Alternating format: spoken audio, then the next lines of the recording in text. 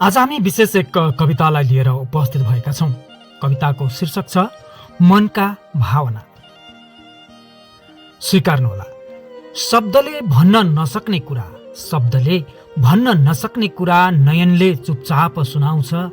मौनतामा लुकेका पीडा हावासँग बगेर हराउँछ। मौनतामा लुकेका पीडा हावासँग बगेर हराउँछ।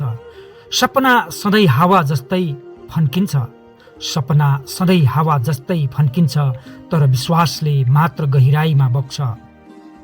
मनका चोटहरू ओझेलमा हराउँछन्, मनका चोटहरू ओझेलमा हराउँछन्, जब माया साँचो भएर झरिन्छ।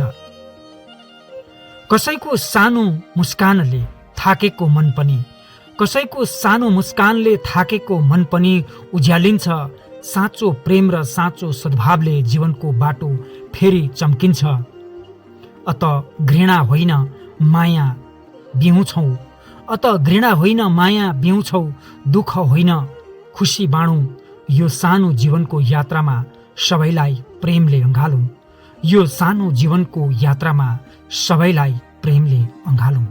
धन्यवाद।